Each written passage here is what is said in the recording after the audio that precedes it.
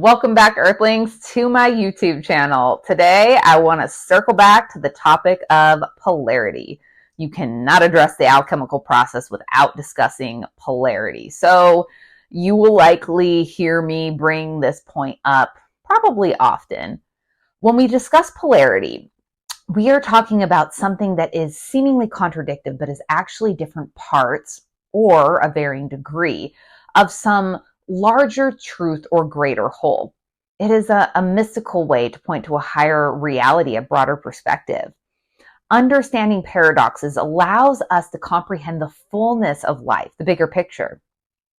Seemingly opposites are one and the same at different degrees. Forces always come in pairs. For every positive, there is a negative. There are spiritual axioms throughout all sorts of literature from the dawn of our currently known time that seem to give paradoxical direction, often leaving seekers puzzled. Polarity is ultimately showing our relationship or perspective to something. In between these paradoxes is a natural rhythm taking place. That rhythm has a vibration. That vibration varies in many degrees depending on the movement of the rhythm. Practicing the art of polarity is a stage of personal alchemy. If mastered, one can change their perception, thus change their vibration, which will change their reality. Easier said than done, though, right? Which is why I stated this is a practice. In this ever-changing world that is full of contradictions, reconciling paradoxes might seem impossible or even unusual. This is a practice that is done on the level of the mind. To reconcile a paradox is to reconcile its contradiction.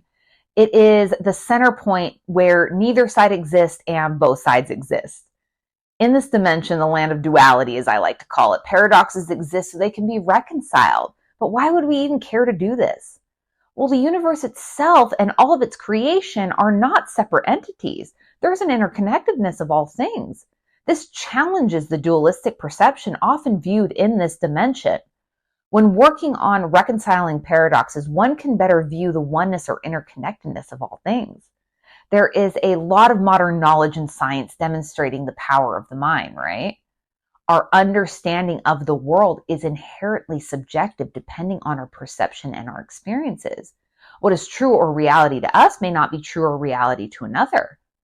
To expand our mind, we need to work on a broader perspective.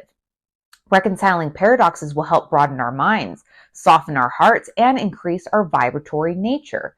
Taking two contradictions and being able to see the likeness in both will deepen our understanding of reality. It makes us more compassionate humans. This broader perspective will lead us to operate from a higher perspective. This is a powerful tool that can change our mindset, thus change our reality. If we truly understand that every positive has a negative, then we can shift our mindset to the positive when we see we are operating in the negative. We will understand that there is a different rhythm that we can swing to or a different vibration to engage in. When we learn to reconcile paradoxes or observe the likeness in things that are seemingly contradictory, we also lessen the rhythm of the pendulum swing. Rather than swinging from one extreme to another, the pendulum can rock slightly back and forth in the middle.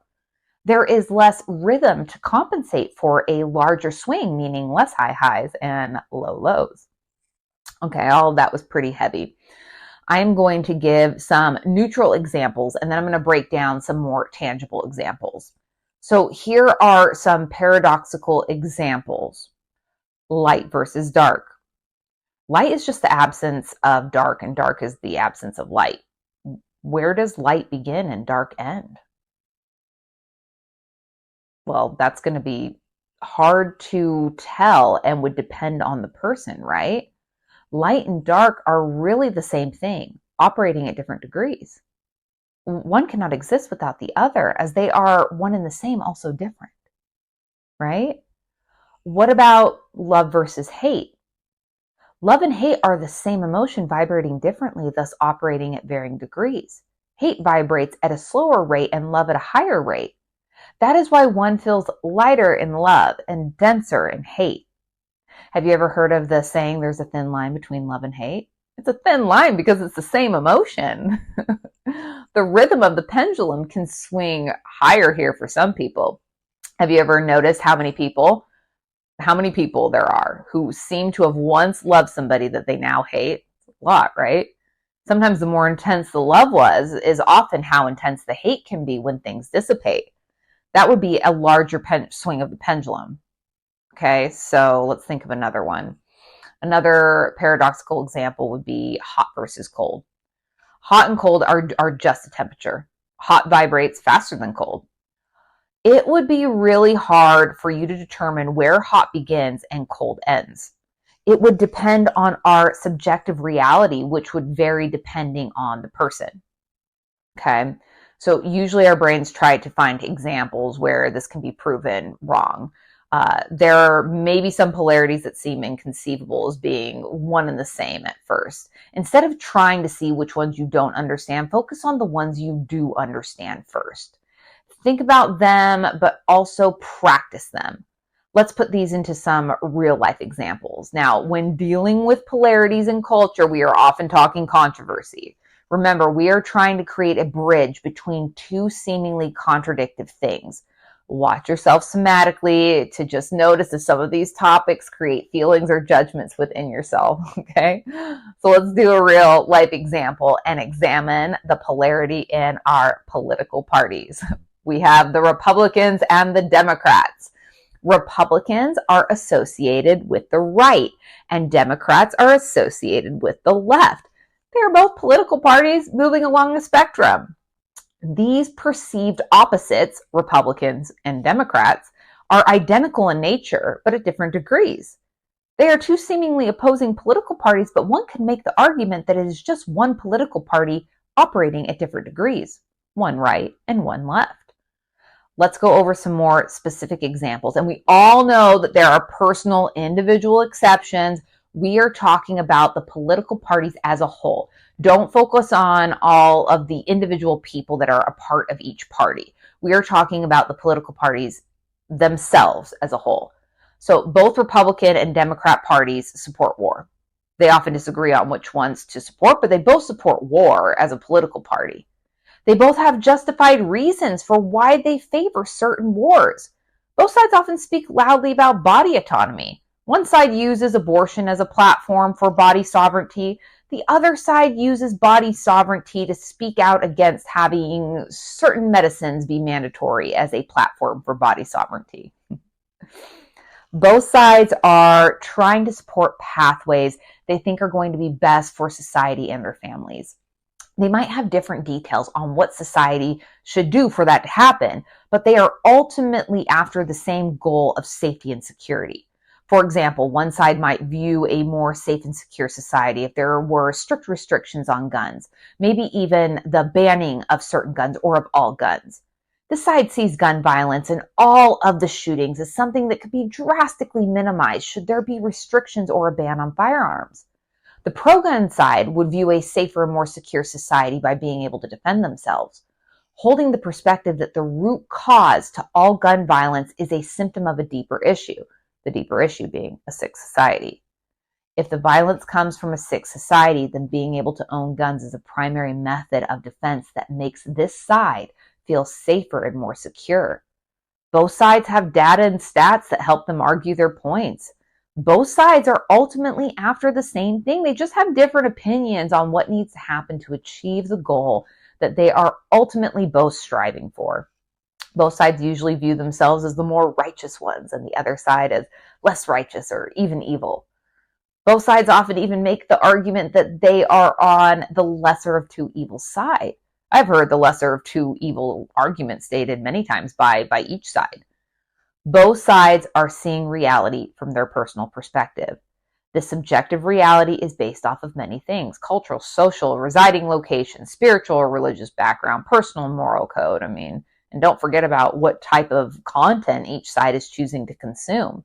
The type of content that each side consumes will definitely shape their personal perspective. There are so many factors to consider. I see the sameness in both sides. I'm often able to seek the middle ground where both sides have valid points. Having this viewpoint often upsets those on each side, as both sides generally do not want to be associated with one another, right? Have you ever met someone who was a part of one political party, then moved to the other? Someone who hated one party at first or thought they were the evil one, only to eventually come to support that party? That person is simply changing degrees of the same thing. The concept of celebrating diversity becomes deepened when we can hold space for those with varying opinions or beliefs. It goes deeper than simply focusing on diversity via just skin color. We can still hold our own beliefs, but with less attachment, and are no longer threatened by a varying perspective. Meaning that I might believe this way as I think this is what's best for me and my perceived reality, but I can also understand why you may think another way by using perspective of others. We can understand other perspectives when we take into the account the entirety of the person expressing the viewpoint, or even realize that we do not know the complexity of the person in front of us and their experiences. Compassion expands when we can understand why one person feels passionately one way about a topic while another person feels entirely different about the same topic. The mind further expands when we can finally view both people are just trying to express the same thing, possibly the same goal, just at different degrees. One side would not exist without the other. They are identical in nature, but at different degrees. Let's do a less intense example. I am a sober person. I cannot drink alcohol. If I do, something overcomes me that I cannot explain, and I am unable to stop. I am completely powerless over alcohol if it enters my body. Knowing that I'm powerless over alcohol provides me with so much power.